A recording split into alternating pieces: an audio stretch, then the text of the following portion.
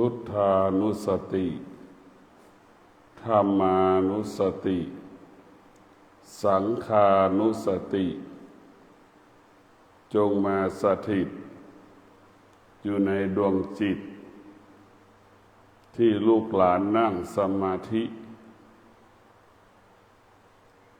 ขณะที่นั่งสมาธิก็ขอให้มีสติรู้มีสติรู้นั่งตัวตรงมีสติรู้จะไม่ขยับเท้าขวาเท้าซ้ายมีสติรู้จะไม่ขยับมือขวามือซ้ายเมื่อเรามีสติรู้กายก็ปกติจิตก็ปกติทั้งกายทั้งจิตจะปกติเมื่อเรามีสติรู้เราก็จะไม่รู้เรื่องอื่นๆเราก็จะมีสติรู้เรื่องที่กายของเรารู้เรื่องกายที่มันสำแดงอาการเจ็บป่วยเจ็บปวดตามร่างกายต่างๆส่วนต่างๆของร่างกายให้เรารู้ว่าร่างกายของเราตกอยู่ใต้อำนาจสิ่งที่ควบคุมไม่ได้ตกอยู่ใต้อำนาจ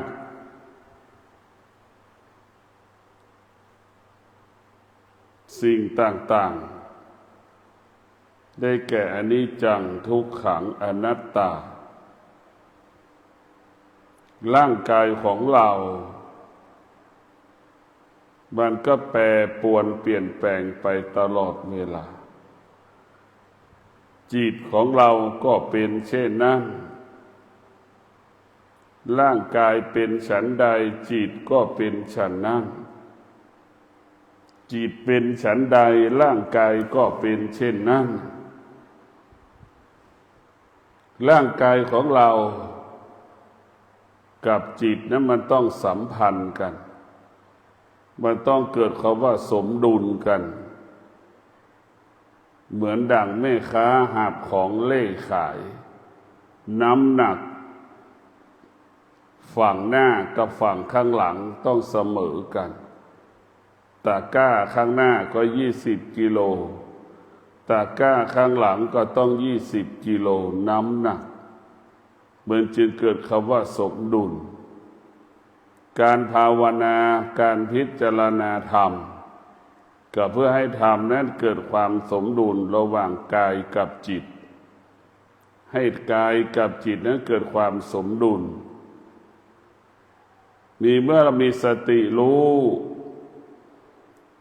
มีสติรู้ว่าจิตเรานั้นเกิดความว่าไม่พอใจมีสติรู้จิตไม่พอใจว่ามันร้อนแล้วเรามีสติรู้มันร้อนให้เราเข้าใจว่ามันร้อนเรามีสติรู้เฉยๆว่ามันร้อน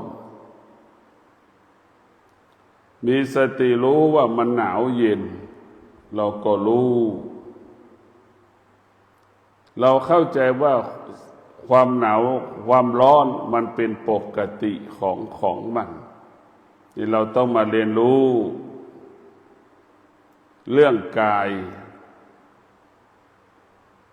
มันจึงสำแดงอาการตลอดกาลเวลา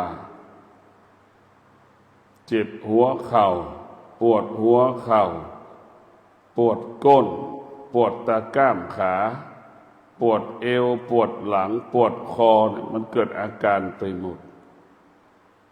ให้เรารู้เฉยๆว่าสิ่งเหล่านี้มันแปรปรวนเปลี่ยนแปลงเราไม่ต้องไปยึดติดสิ่งที่มันสำแดงอาการใดๆแต่เรารู้อาการของมัน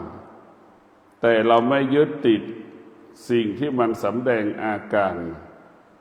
เราก็อยู่เหนือมัน ถ ธรรมะของพระพุทธเจ้าก็คือตัวสติเป็นหลัก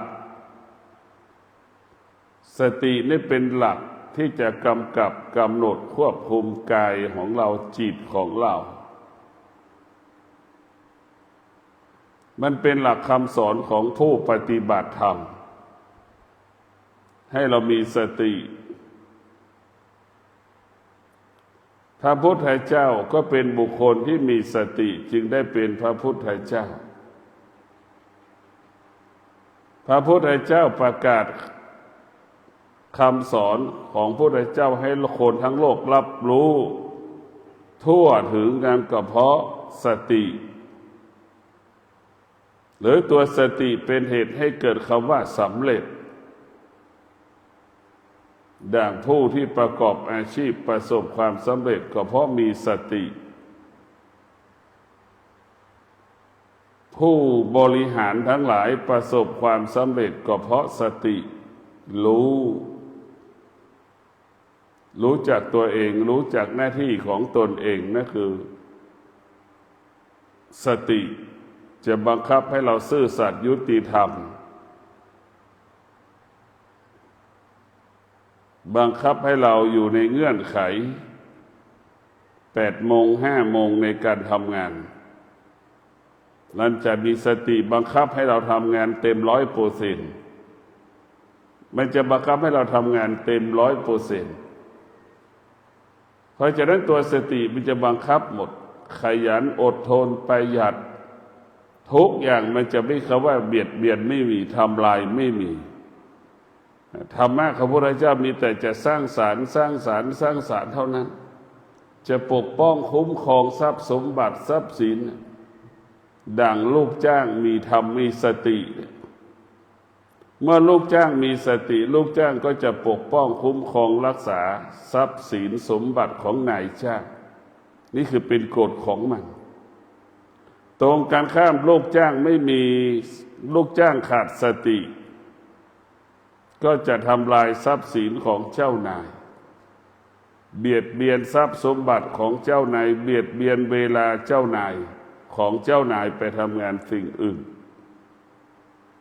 เพราะนั้นตัวสติจะตัวบังคับให้เราทำงานเราจะไม่ทำงาน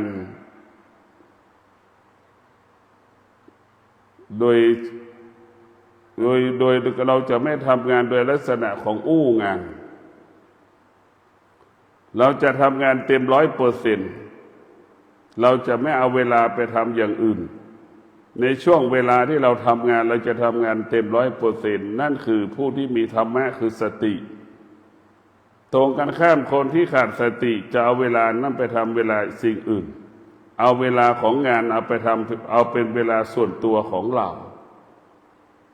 จะเห็นคนส่วนตัวของเราเป็นสิ่งสำคัญเหนือกว่านายจ้างอันนี้คือขาดสติผู้ที่ขาดสติก็จะเห็นแก่ตัวเองเป็นหลักผู้ที่มีสติจะเห็นแก่ตัวเองและเห็นแก่บุคคลอื่นสติให้เรารู้จักหน้าที่ของเราว่าต้องทำอะไรเราจะมีสติให้บังคับให้เรารู้ระหว่างที่เรามีสติมันจะบังคับให้เราอดทนระหว่างที่เรามีความอดทนมันก็จะบังคับให้เรามีวิริยะความภาคเพียรจนถึงที่สุดมันก็เกิดคำว่าสำเร็จจนถึงที่สุดมันจะเกิดคำว่าสำลิดผลทุกอย่างอยู่ที่จิตถ้าจิตนั้นมีธรรมะไม่มีสิ่งใดที่จะมาทำลายร่างกายเราได้เพราะฉะนั้นธรรมะก็คือตัวสติให้เรารู้เมื่อเรารู้เราจะไม่ประมาทเมื่อเรามีสติเราจะไม่ประมาทเมื่อไม่ประมาทมันก็มั่นคงมันก็ปลอดภัยมันก็ยั่งยืนมันก็งอกงามนี่คือตัวสติเมื่อเราขาดสติชีวิตเราก็จะประมาทคนที่ประมาทก็เปรียบเสมือนคนที่ดื่มเหล้ามันขาดสติชีวิตมันจะเป็นสภาพดังคนที่ดื่มเหล้าเดินก็ไม่รู้ รถจะชนมันก็ไม่รู้เห็นไหมมันไม่รู้เลยขาดสติคือตัวไม่รู้ก็ตัวหลงคนที่ขาดสติจะเป็นคนที่หลงทางหลงผิดยึดติดสิ่งที่ไม่เป็นธรรมยึดติดสิ่งที่เป็นอธรรมยึดติดสิ่งที่เป็นอกุศลมีแต่นำความเดือดร้อนเสียหายมาให้กับชีวิตครอบครัวของเราผู้ที่มีสตินั่นจะเป็นผู้ที่ไม่ประมาทมีสติที่จะสร้างสรรค์นำเอาธรรมะของพระพุทธเจ้ามาไว้ที่กายที่ใจทุกลมหายใจเป็นธรรมทั้งสิ้นเมื่อเรามีธรรมกายก็สบายกายใจก็สบายใจถ้าเราไม่มีธรรมกายมันก็ทุกข์ใจมันก็ทุกข์ถ้าเราไม่มีธรรมมันก็อึดอัดมันก็หงุดหงิดเมื่อใจเรามีธรรมเบิกบานผ่องใสตลอดเวลากายเราก็สบายใจเราก็เบิกบานผ่องใสตลอดกาลเวลา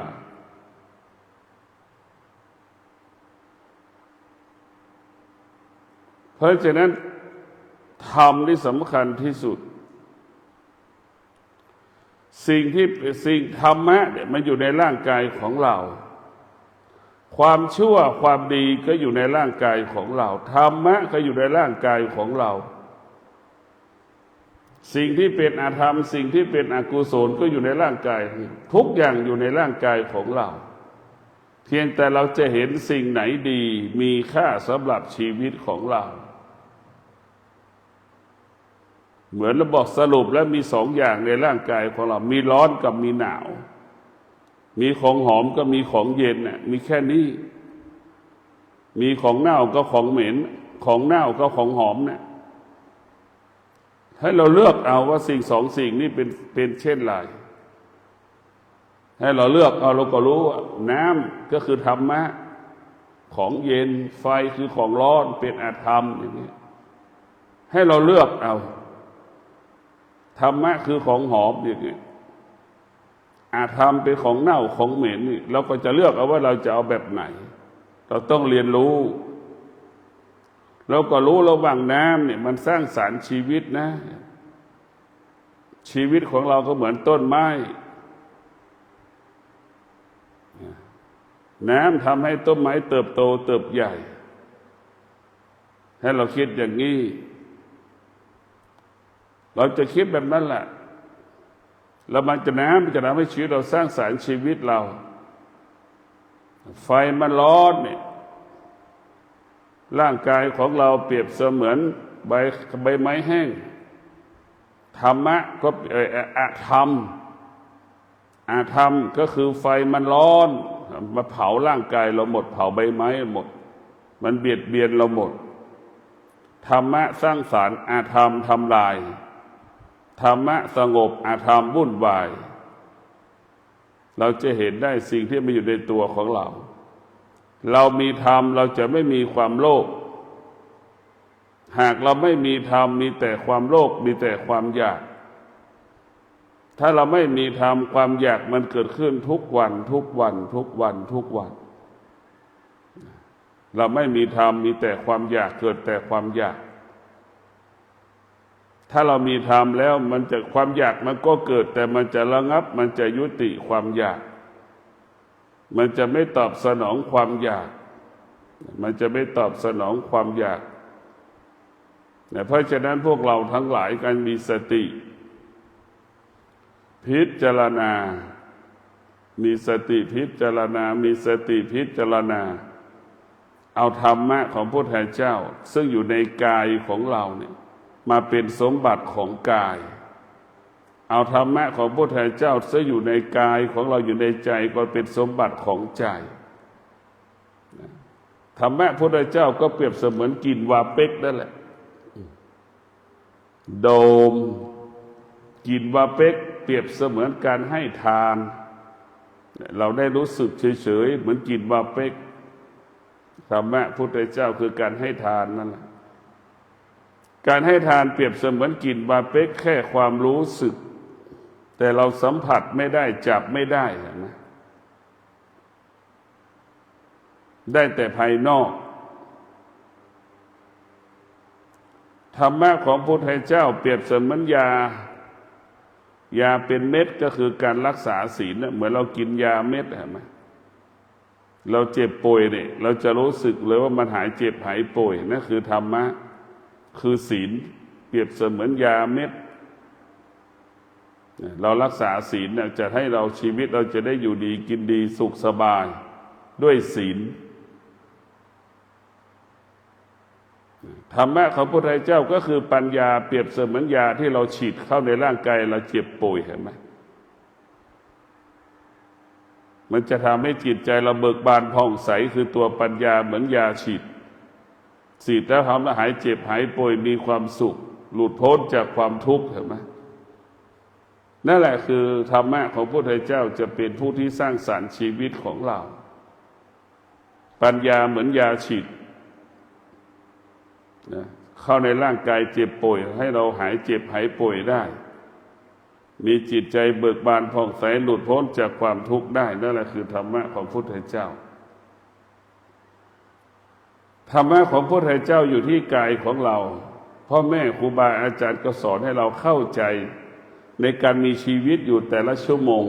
การมีชีวิตอยู่กับลมหายใจทุกลมหายใจนี้ให้เราเข้าใจมันให้เราเข้าใจลมหายใจว่าเราจะดำเนินชีวิตแบบมีสติให้เรามีสติรู้เท่านั้นมีสติรู้เรื่องกายของเราว่านั่งสมาธิมีสติรู้ว่ากายของเรากำลังเจ็บปวดในขณะที่นั่งสมาธิและมีสติรู้ให้เรามีสติรู้แบบนั้นให้เรารู้แบบนั้นเฉยๆนี่แหละรู้ตัวนี้คือตัวยิ่งใหญ่มันมีพลังและมันมีอานุภาพมากสติมั่นคงได้เพราะสติปลอดภัยได้เพราะสติเนี่ยมันเป็นทำให้เรามั่นคงได้ก็เพราะสตินี่แหละบรรลุเป้าหมายได้ก็เพราะสตินี่แหละทุกอย่างอยู่ที่สติทั้งสิ้นรู้สึกตัวให้เรารู้แล้วก็ให้เราอยู่เหนือสิ่งที่เรารู้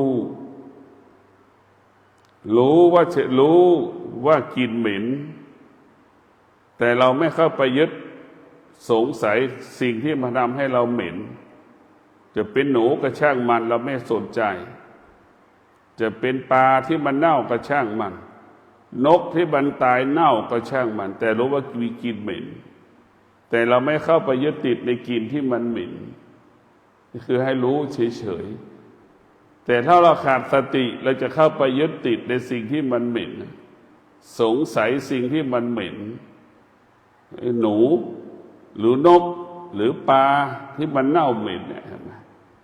อันนี้แหละอันนี้คือเรารู้เข้าไปยึดติดในสิ่งที่เรารู้เพราะเราขาดสติขาดสติจะทำให้เข้าไปยึดติดเมื่อเราเข้าไปยึดติดมันก็เป็นทุกข์ทันทีทุกข์เพราะรู้เข้าไปยึดติดแต่ถ้าเรามีสติเรารู้เฉยๆรู้ว่าความมีกลิ่นที่มันเหม็นมันก็เหม็นระยะหนึ่งขนาดหนึ่งมันไม่ได้เหม็นเป็นอมตะมันก็ให้เราคิดอย่างนี้แบบนี้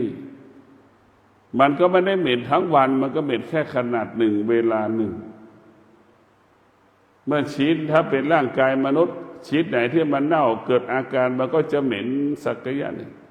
พอกินเหม็นร่างกายของเรามันแสดงอาการที่มันคนให้ตายมันแสดงอาการเน่าเหม็นแค่ส่วนใดส่วนหนึ่งมันก็จะเน่าเหม็นแต่มันก็ดับไปเองเดี๋ยวมันก็หายกินเหม็นมันก็หายไปเองให้เราเข้าใจว่าทุกอย่างมันไม่คงที่มันเป็นสิ่งที่ไม่ทนมันเป็นสิ่งที่ทนได้ยากให้เราเข้าใจเรามีสติรู้ ที่จะทำความดีด้วยกายวาจาใจของเรามีสติรู้ว่าจะทำดีด้วยกาย เช่นตื่นเช้ามาเราทำผลด้วยกายคือการก้มกราบพระเสร็จแล้วก็ทำความดีด้วยกายทำความดีด้วยปากด้วยวาจาก็คือเรามาสวดมนต์กันทำความดีด้วยกายด้วยการนั่งสมาธิด้วยกายอีกก็คือการนั่งสมาธิการนั่งสมาธิเป็นการทำบุญด้วยกายอีกแหละก่อนที่จะสูบวาจามันต้องจิตมาก่อนวันนี้เราตื่นเช้ามาแล้วลึกถึงความดีแล้วเราจะต้องไหว้พระเราจะต้องใฝ่สวดมนต์สติมันจะรู้ให้เรารู้อย่างนี้ให้เรามีสติรู้ความดีด้วยใจของเราเนี่ยมีสติระลึกถึงคุณแห่งพระธรรมเพราะฉะนั้นพวกเราทั้งหลายธรรมะของพุทธเจ้าเป็นสิ่งที่มีค่ายิ่งกว่าพ่อแม่ของเราพ่อแม่ของเรามีค่าสำหรับเราแค่บางเวลาธรรมะนั้นมีค่าสำหรับเราตลอดเวลาเพราะธรรมะอยู่กับเราตลอดเวลาธรรมะก็คือสติเพราะเรามีสติเราจึงรู้ค่าของธรรมะเพราะเรามีสติเราจึงรู้ค่าของพ่อแม่ธรรมะได้ทำให้เรารู้ค่าของพ่อแม่เพราะฉะนั้นธรรมะของพระพุทธเจ้าก็คือตัวสติให้เรารู้ค่าของพ่อแม่มันยิ่งใหญ่กว่าพ่อแม่พ่อแม่อยู่กับเราแค่บางเวลาแต่สติอยู่กับเราตลอดเวลานะพ่อแม่จะอยู่ไม่อยู่เรามีสติชีวิตเราก็มั่นคงถ้าเราแม่มีชีวิตอยู่เราขาดสติแม่ก็เสียใจเพราะเราหลงทางหลงผิดถ้าเรามีสติถึงพ่อแม่จะตายจากเราไปแล้วเรามีสติยึดมั่นถือมั่นสิ่งที่เป็นความดีของโลกเช่นตนแลเป็นที่พึ่งแห่งตนเราไม่เบียดเบียนไผขยันอดทนอย่างนี้เรามีสติพ่อแม่ก็ถึงแม้พ่อแม่จะตายจากเราไปพ่อแม่ก็มีความสุขเพราะฉะนั้นธรรมะของพระพุทธเจ้าสติมันยิ่งใหญ่กว่าพ่อแม่ของเราที่เราเห็นความสำคัญของพ่อแม่ก็เพราะตัวสติ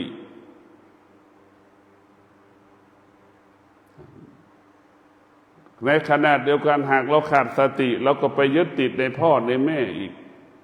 บางคนเอาเงินไปรักษาพ่อแม่จนหมดทุกสิ่งทุกอย่างนาก็ไปขายบ้านก็ไปจำนำทุกอย่างจนหมดทุกสิ่งทุกอย่างนี่คือหลงเรียกว่าหลงปกติร่างกายของเราเนี่ยมันเกิดความเสื่อมเป็นธรรมดาของมันโรคภัยไข้เจ็บมันเป็นปกติของมันเกิดขึ้นได้มันก็หายได้โรคภัยไข้เจ็บมันจะรักษามันก็หายไม่รักษามันก็หายเราจะเป็นโรคไม่เป็นโรคเราก็แก่เราก็เจ็บเราก็ตายนี่คือเป็นธรรมชาติของมัน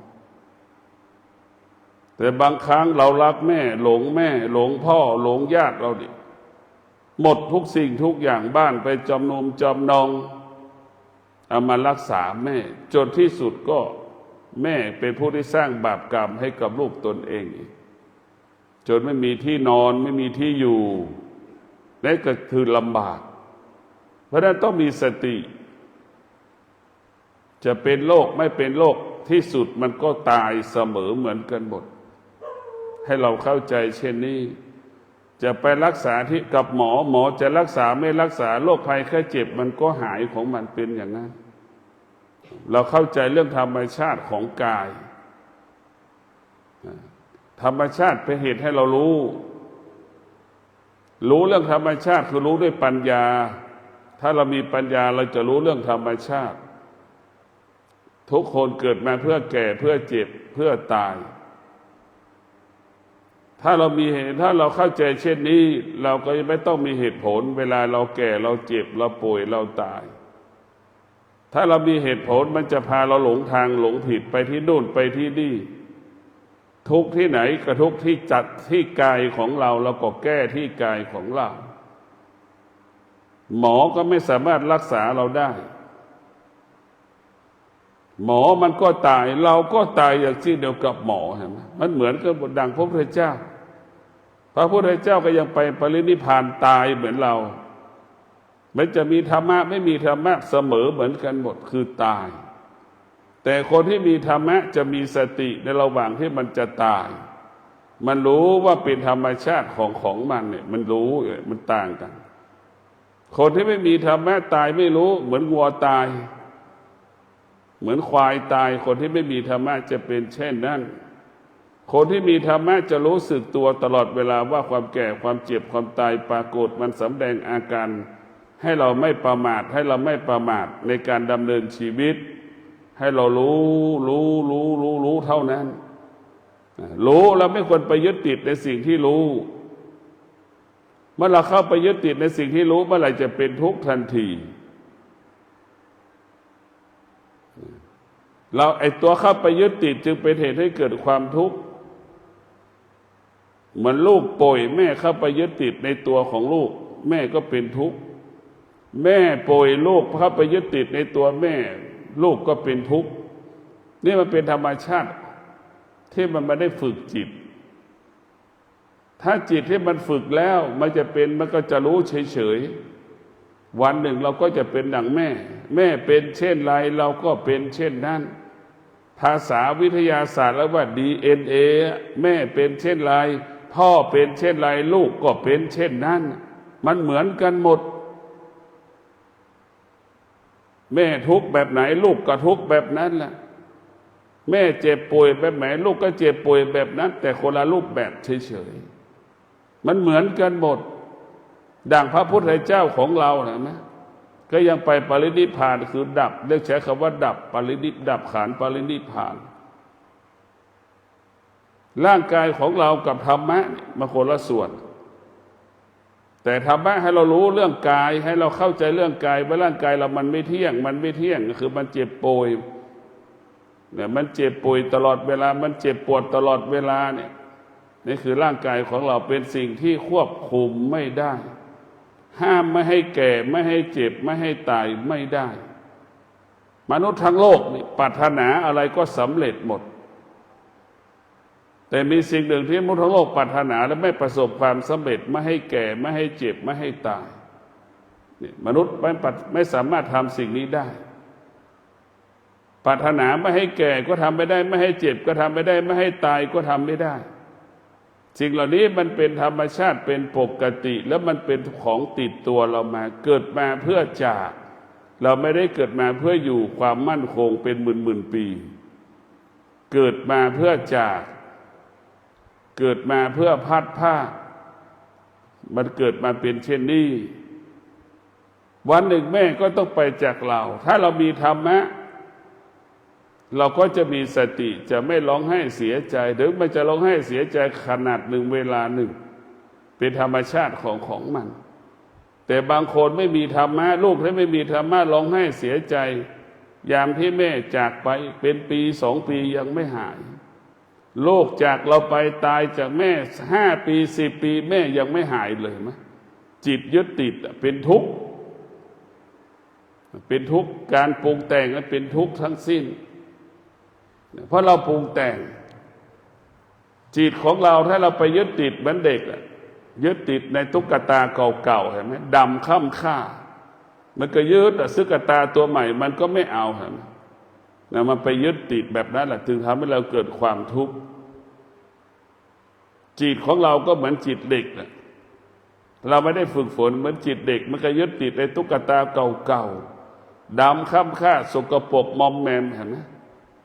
แต่ซื้อกับตุ๊กตาตัวใหม่มันก็ไม่เอานะคือการไปยึดติดจิตที่เราไม่ได้ฝึกมันก็ไปยึดติดแม่ไม่มีธรรมะแม่ก็ไปยึดติดในลูกลูกไม่มีธรรมะก็ไปยึดติดในตัวแม่เนี่ยท้ายสุดแม่ก็เป็นกาว ลูกก็เป็นหนูติดกาวเป็นเช่นนี้เหมือนกันหมดพ่อแม่สามีภรรยาลูกผัดกันเป็นกาวผัดกันเป็นหนูพ่อแม่ไปยึดติดในลูกแม่ก็เป็นทุกข์เหมือนหนูติดกาวเห็นไหมลูกไปยึดติดในแม่ก็เป็นกาวอย่างละลูกมันหนูติดกาวเป็นอย่างนี้อีกแล้วเนี่ยเห็นไหมมันก็ผ่านก็เป็นอย่างเงี้ยพระพุทธเจ้าสอนให้เราเป็นจิตอิสระไม่ให้ไปยึดติดสิ่งใดสิ่งหนึ่งให้เรารู้เฉยๆถ้าเรารู้เฉยๆนะเราไม่เข้าไปยึดติดเราจะไม่ทุกข์ส่วนมากเราเข้าไปยึดติดเหมือนหนูติดกาวไม่อิสระเหมือนนกอยู่ในกรงถูกขังไว้หมดเป็นอย่างนั้นแหละไม่อิสระการปฏิบัติธรรมการเรียนรู้เรื่องธรรมะคือให้เราเป็นอิสระให้เราอยู่เหนือธรรมชาติธรรมชาติก็คือสุ่มไก่ในธรรมชาติก็เปรียบเสมือนสุ่มไก่เราก็เหมือนไก่ถูกสุ่มมันขังไว้นะมั้ยธรรมชาติเราก็เหมือนควายถูกผูกควายที่มันผูกเชือกไว้ที่คอมัดไว้ตรงหลักเห็นไหมเราก็เป็นเช่นนั้นแหละมันติดอย่างนั้นมัดอย่างนั้นแหละนั่นคือธรรมชาติก็คือเชือกมันมัดเราไว้ขังเราไว้อย่างนั้นแหละไปไหนไม่ได้ให้เรารู้เราไม่อิสระรู้ว่าเราอยู่ใต้อำนาจของธรรมชาติความไม่อิสระมันเกิดแต่ถ้าเราอยู่เหนือธรรมชาติจิตใจเราเป็นอิสระเหมือนงัวควายที่ปล่อยออกจากคอกอิสระเหมือนไก่เราปล่อยออกจากรังออกจากสุ่มไก่แล้วมาอิสระเพราะฉะนั้นพวกเราทั้งหลายเราพิจารณาเกิดก็เป็นทุกข์แก่ก็เป็นทุกข์เจ็บก็เป็นทุกข์ตายก็เป็นทุกข์มันลำบากมากระหว่างที่แก่ระหว่างที่เจ็บระหว่างที่ป่วยยังไม่มีสตางค์ที่จะมารักษาตนเองไม่มีสตางค์ที่จะรักษาตนเองอีกยังไม่พอยังไม่มีข้าวปลาอาหารที่จะมาเลี้ยงชีพอีกจะให้เรากินอีกคนดูแลเราก็ไม่มีข้าวให้เรากินอย่างนี้คือเรียกว่ากรรมมันซ้ำเติมเราวัดดอนจันทร์ดูแลคนป่วยเนี่ยเพิ่งตา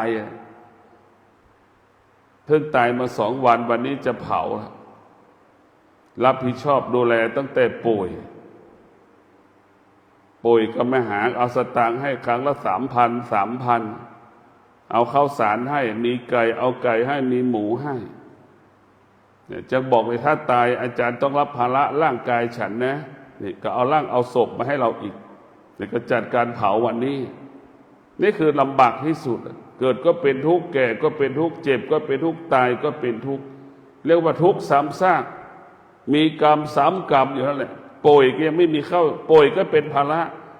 ยังไม่มีข้าวกินอีกไม่มีสตางค์ใช้อีกนี่คือจะตายยังไม่มีใครจะมาเผาอีกครับ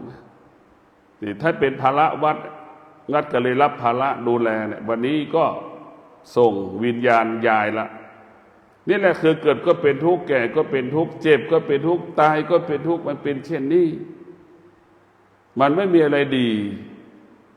สิ่งที่มันมีดีก็คือความดีที่เราทำดีก็คือศีลเช่นพ่อแม่ดำรงตนด้วยศีลทั้ง5 ข้อเนี่ยลูกมีความสุขที่จะช่วยเหลือพ่อแม่ยามที่พ่อแม่ประสบปัญหาเห็นไหมศีลนี่คือความดีเจ้าเราแม่ขี้เหล้าเนี่ยเวลาแม่เจ็บป่วยลูกไม่มีความสุขที่จะพาแม่ไปหาหมอเห็นไหมมันจะต่างกันเลยแม่ขี้เหล้ากับแม่รักษาศีลเนี่ยแม่ล่วงละเมิดศีลกับแม่รักษาศีลแตกต่างคุณค่าแม่จะแตกต่างในใจลูกแม่รักษาศีลตื่นเช้ามาสวดมนต์ไหว้พระนั่งสมาธิแม่ลูกมีความสุขนี่แหละคือความดีลูกจะเห็นความดีของแม่ยามที่แม่แย่แม่ลำบากลูกมีความพร้อมที่ช่วยเหลือพ่อแม่เรียกว่าดีรักษาดีส่งเสริมดีนี่แหละคือธรรมะปกป้องคุ้มครองรักษาคนดีเช่นเดียวกับลูกดำรงตนด้วยศีลทั้ง5 ข้อขยันอดทนขยันอดทนขยันอดทนประกอบอาชีพฝนตกก็สู้แดดออกก็สู้ร้อนก็สู้หนาวก็สู้